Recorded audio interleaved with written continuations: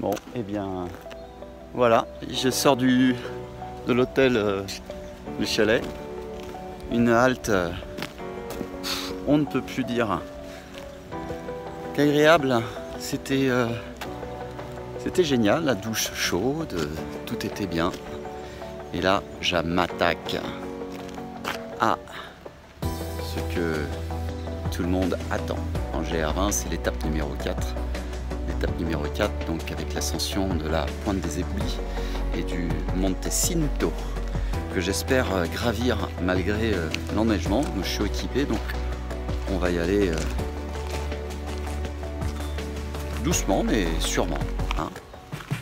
Donc c'est parti pour cette ascension, cette longue journée. Il est 7h15, je suis un petit peu en retard par rapport aux autres, comme d'habitude. Mais c'est pas grave, le temps est magnifique. Et puis, bon, là on peut pas se tromper. C'est bien par là. Donc c'est parti pour le Monte Cinto. Jusqu'à l'étape 4, je ne vais pas m'arrêter au refuge de Tigetu, je vais plus m'arrêter aux bergeries de Ballone, puisqu'on m'a dit que c'était bien, on y mangeait bien surtout, et puis moi j'aime bien la bonne bouffe après une bonne journée de marche. Donc voilà, parti pour la belle aventure.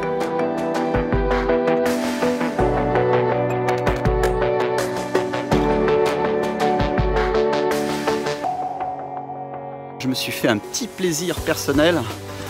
Je suis descendu au chalet, c'est un hôtel, l'hôtel de Ascaux, c'est le seul hôtel Ascaux qui est très bien. Si vous avez un gros porte-monnaie, n'hésitez pas. Et puis le prix c'est 100 €, mais dans les 100 €, vous avez la chambre, le dîner qui était excellent et un bœuf bourguignon avec des pâtes.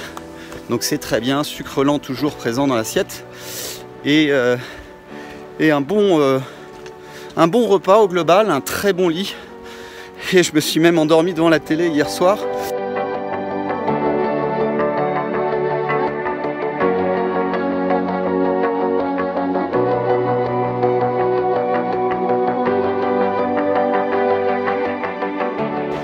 Je peux vous dire qu'aujourd'hui, je ne sais pas ce que j'ai, mais alors j'ai une pêche, j'ai une patate, j'ai des jambes, c'est du béton. Alors là, on sent que tout de suite ça s'est rafraîchi, on rentre dans l'ombre parce que le soleil est passé de l'autre côté, ou c'est vous qui êtes plutôt passé du côté nord du versant.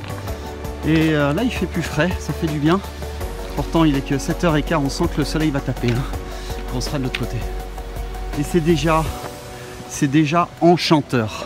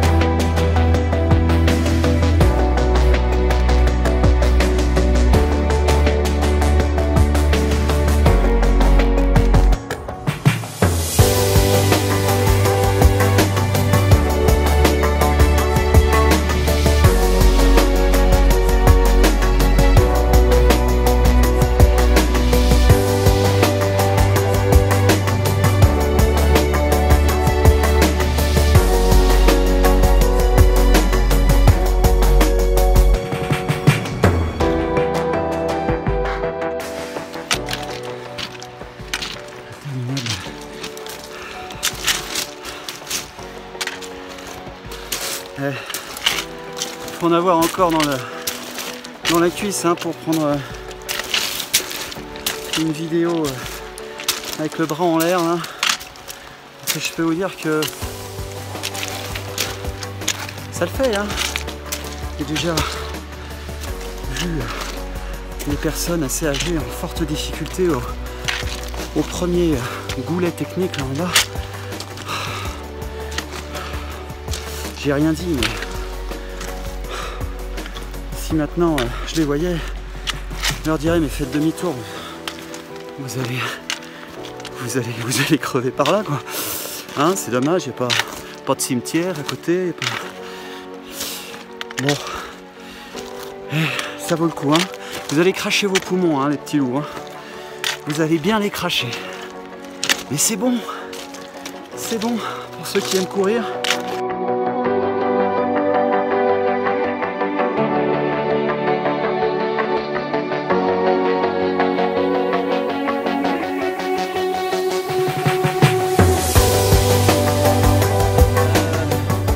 Voilà, il est 10h15, j'attaque le gros névé, là c'est plus qu'un névé, hein, c'est quasiment toute la montagne qui est enneigée.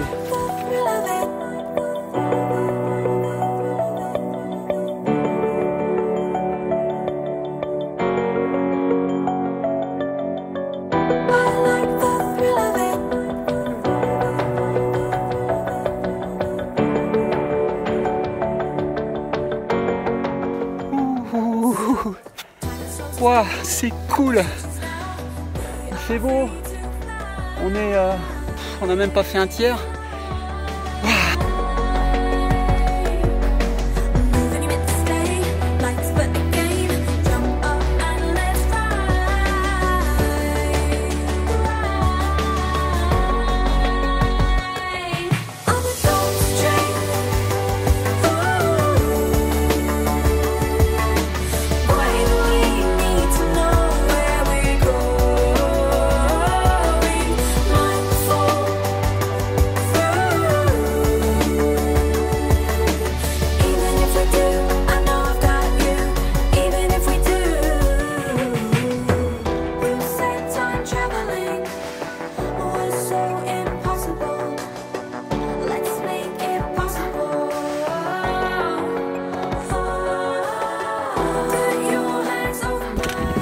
Et oui, on y est, à cette fameuse pointe des éboulis.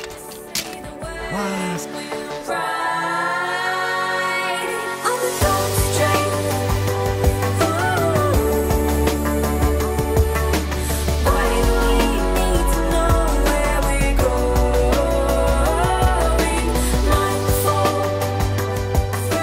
J'y vais pas, il fait beau, il fait pas beau. Peut-être pas. Plus on attend, plus le temps passe. Ça, c'est bien ça le problème. Ils annoncent de l'orage à 13h et il est midi 20. Alors, ça serait pas sérieux.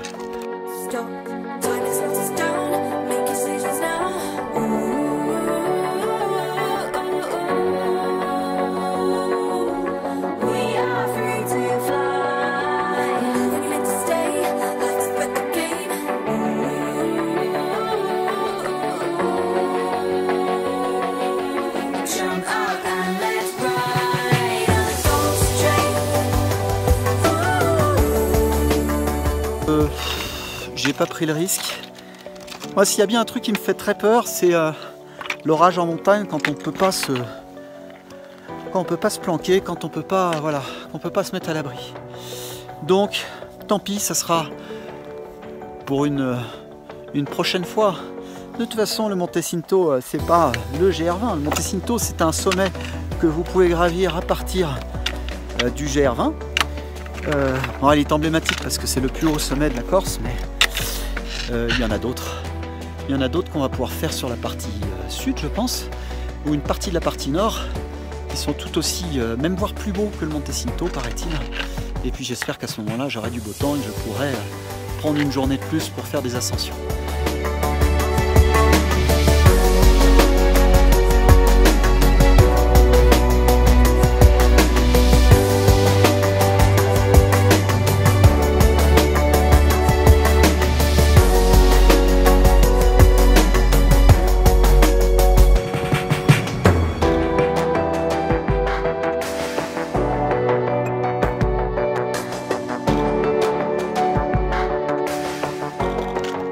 Bonne pluie en descente, rien que pour t'emmerder, hein. Rien que pour t'emmerder, hein. Il est là en haut, il dit tiens, il arrive sur les cailloux, je lui pissais dessus, hein, tiens.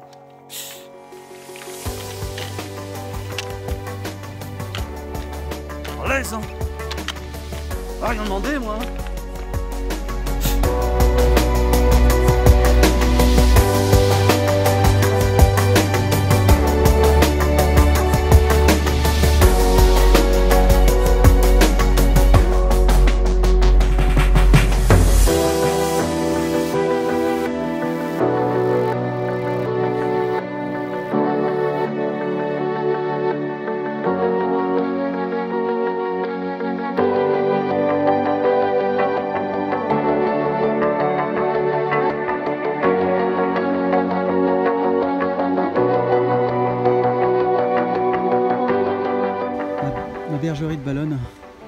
qui est quand même à une demi-heure après le refuge. Alors pas de temps à perdre, c'est parti.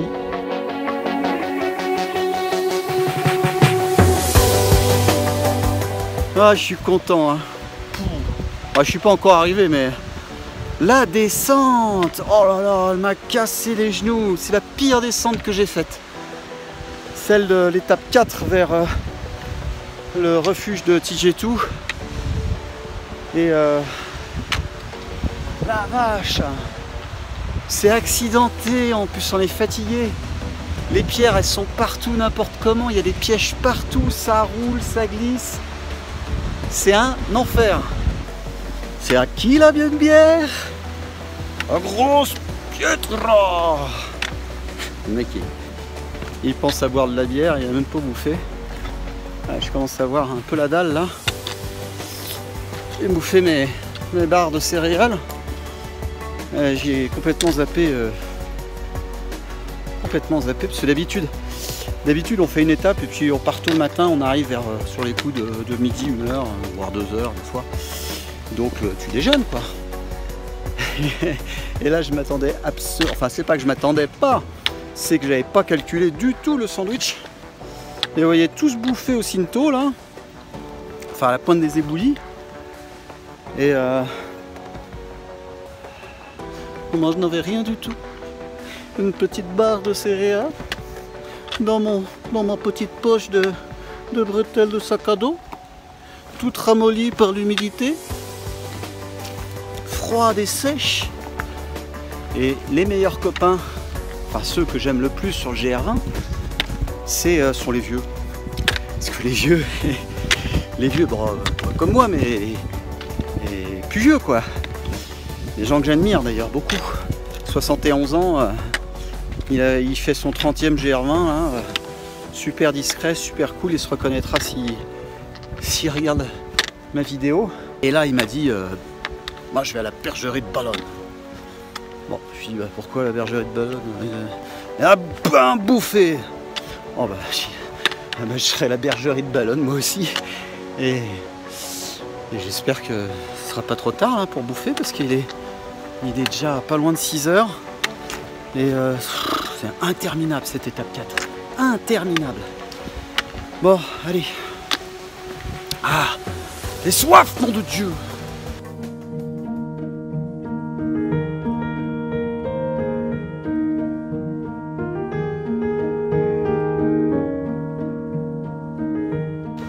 Là, c'est...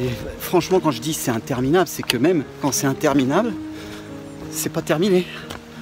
Hein, c'est logique, mais voilà, j'ai passé le refuge de Tijetu qui était bien planqué dans la rocaille et qu'on voit bien de là où je suis, on voit vraiment de face.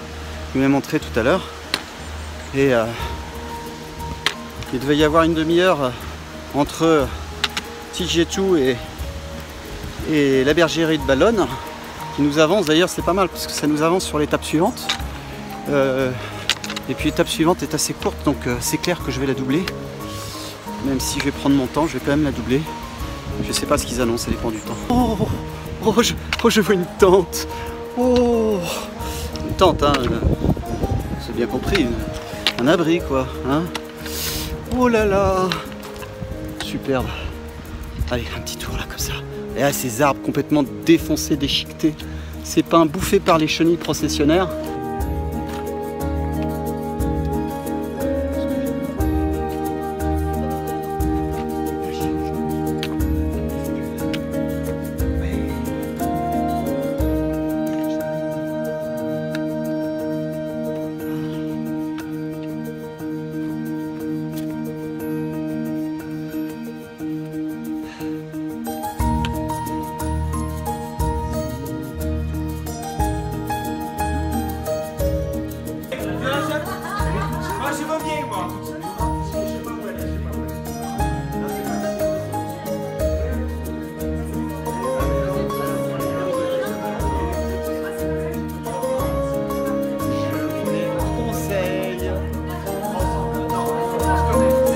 De Myrte après l'étape 4.